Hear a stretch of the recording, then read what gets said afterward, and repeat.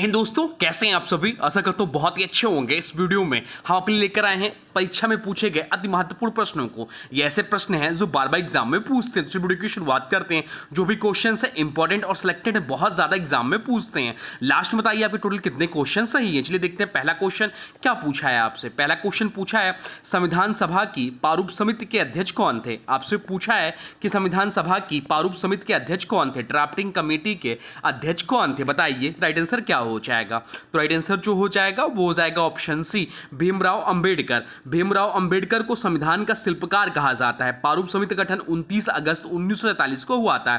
इसमें कुल सदस्यों की संख्या 7 थी। अब चलते हैं अगले प्रश्न की ओर, देखते हैं अगला प्रश्न क्या पूछा है आपसे। अगला प्रश्न जो पूछा है वह पूछा है भारत का पहला उपग्रह आर्यभट्ट कब लॉन्च हुआ था। आपसे पूछा है कि भारत का पहला उपग्रह आर्यभट्ट कब लॉन्च हुआ था। चलिए बताइए राइट आंसर क्या हो जाएगा।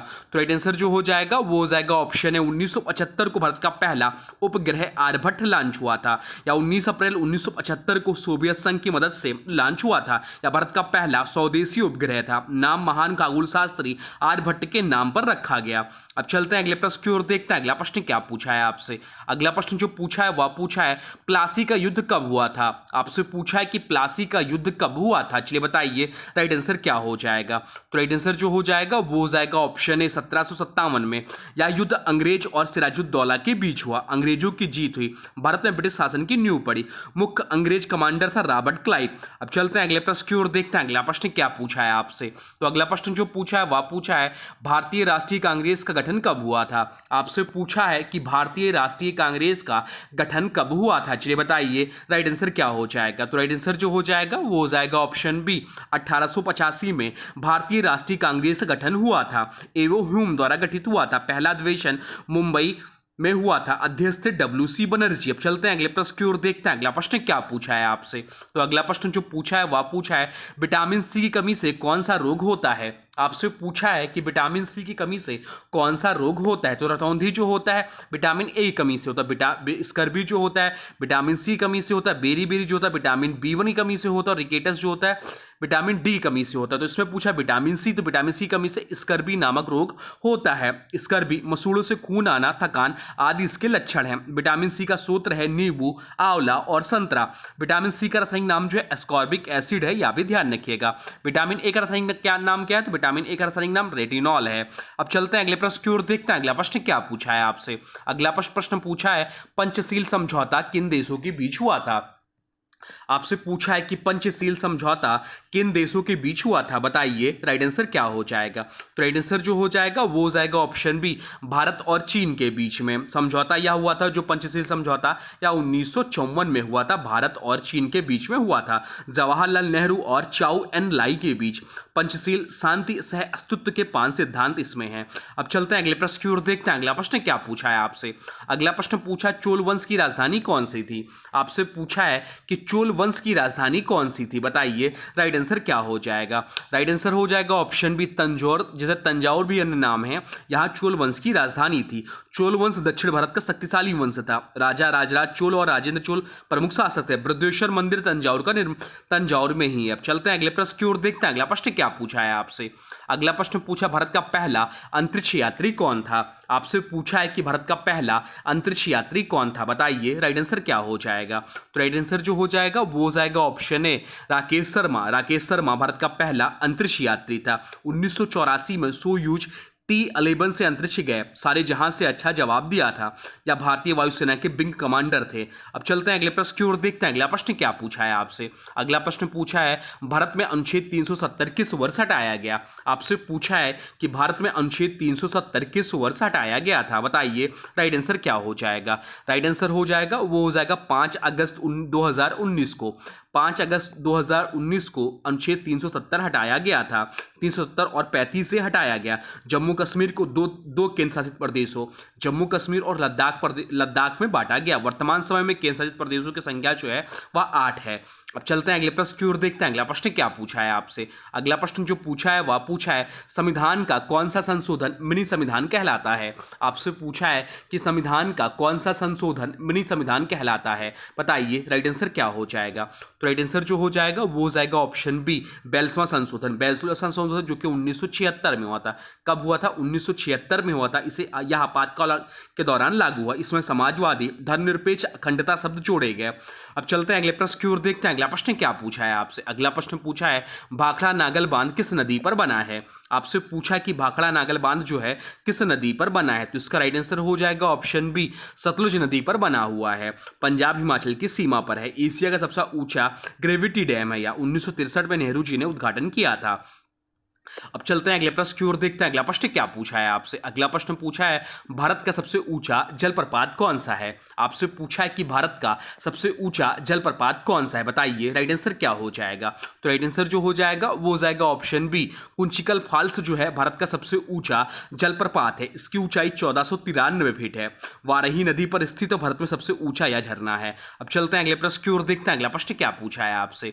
अगला प्रश्न पूछा है गीता रहस्य किसने लिखा था? आपसे पूछा है कि गीता रहस्य किसने लिखा था, बताइए राइट आंसर क्या हो जाएगा।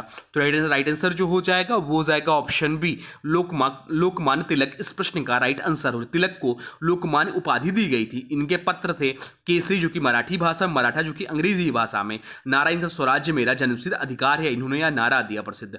अब चलते हैं अगले प्रश्न की ओर, देखते हैं अगला प्रश्न क्या पूछा है आपसे। अगला प्रश्न पूछा है हरित क्रांति के जनक कौन है? आपसे पूछा है कि हरित क्रांति के जनक कौन है, बताइए राइट आंसर क्या हो जाएगा। तो राइट आंसर जो हो जाएगा वो हो जाएगा ऑप्शन बी MS स्वामीनाथन हरित क्रांति के जनक कहे जाते हैं। भारत में हरित क्रांति 1960 के दशक में आई। गेहूं उत्पादन में वृद्धि हुआ और विश्व स्तर पर नॉर्मन बोरलॉग को हरित क्रांति का जनक कहा जाता है। अब चलते हैं अगले प्रश्न की ओर, देखते हैं अगला प्रश्न क्या पूछा है आपसे। अगला प्रश्न पूछा है 1857 की क्रांति का तत्कालिक कारण क्या था?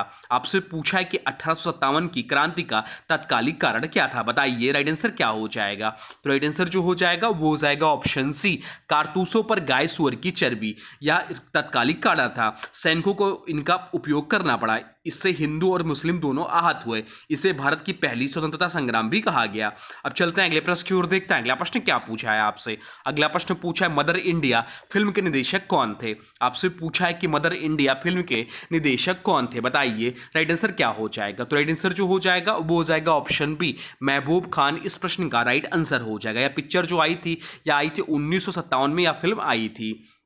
भारत की पहली फिल्म जो ऑस्कर में नामांकित हुई या मदर इंडिया थी, यह भी ध्यान रखिएगा। नरगिस, सुनील दत्त, राजकुमार मुख्य कलाकार में थे। अब चलते हैं अगले प्रश्न की ओर, देखते हैं अगला प्रश्न क्या पूछा है आपसे।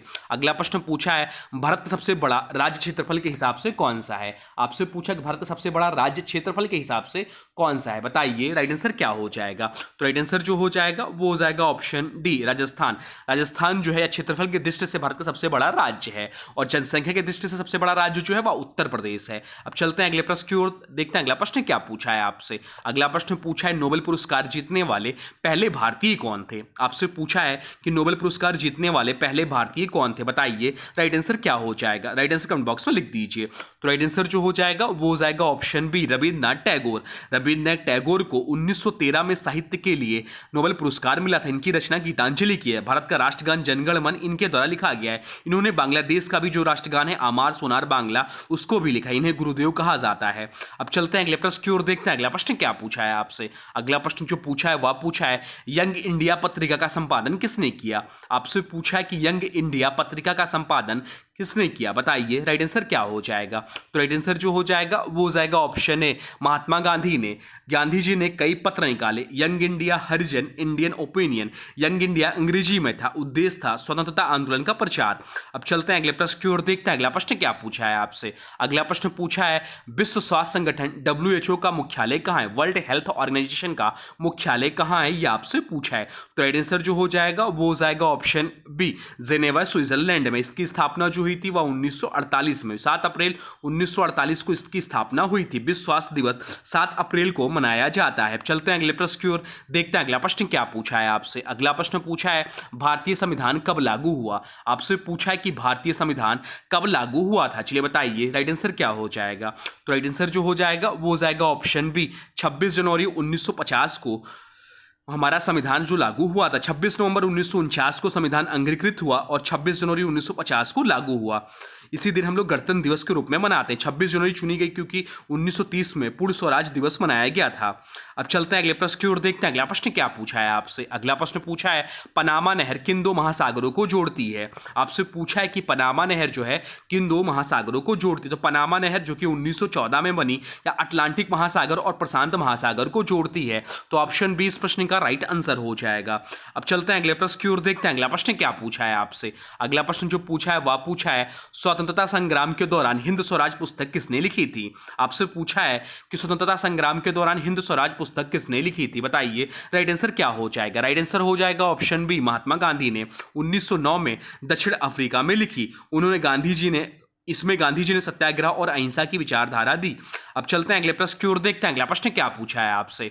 अगला प्रश्न जो पूछा है वह पूछा है सूर्य की सबसे बाहरी परत को क्या कहते हैं। आपसे पूछा है कि सूर्य की सबसे बाहरी परत को क्या कहते हैं, बताइए राइट आंसर क्या हो जाएगा। तो राइट आंसर जो हो जाएगा वो हो जाएगा ऑप्शन सी, कोरोना कहते हैं। कोरोना केवल सूर्य ग्रहण के समय दिखाई देती है।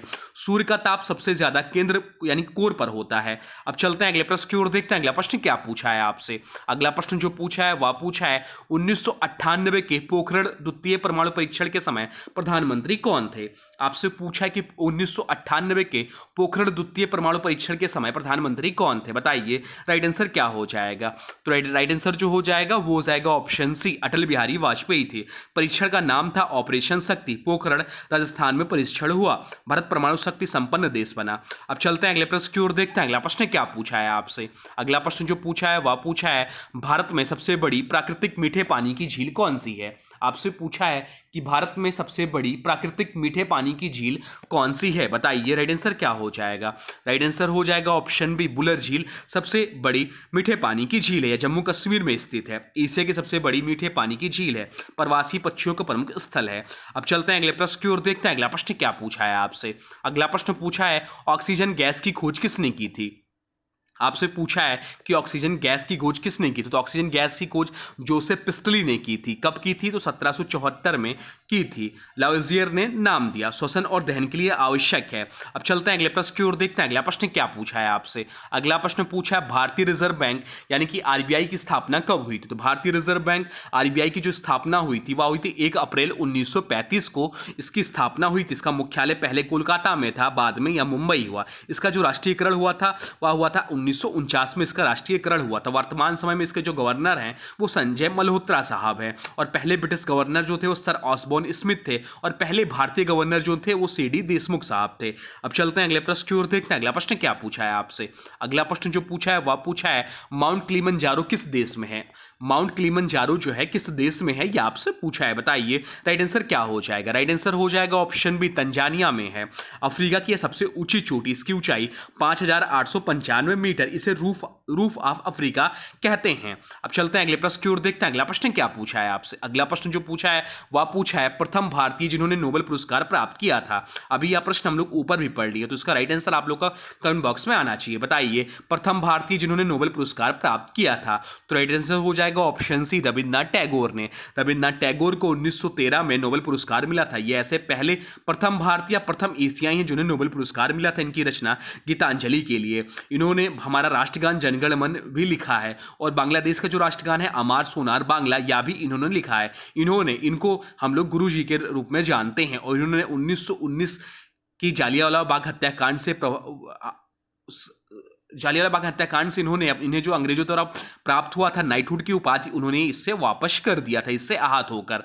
तो ये है आपके टॉप जी के जीएस के प्रश्न जो आपके आने वाले एग्जाम के लिए बहुत ही महत्वपूर्ण है। अब आज की वीडियो से प्रश्न है, इसका राइट आंसर आप लोगों को कमेंट बॉक्स में बताना है। आज की वीडियो से प्रश्न है भारत का सबसे ऊंचा जलप्रपात कौन सा है। आपसे पूछा है कि भारत का सबसे ऊंचा जलप्रपात कौन सा है। इसका जो भी राइट आंसर हो कमेंट बॉक्स में जरूर बताइए और वीडियो कैसा लगा इसके बारे में भी जरूर बताइए। कोई सुझाव हो तो अभी कमेंट बॉक्स में लिख दीजिए। और हाँ देखिए, अभी तक आपने वीडियो को लाइक नहीं किया है तो प्लीज वीडियो को लाइक कर दीजिए और चैनल पे नए हैं चैनल को सब्सक्राइब भी कर लीजिए।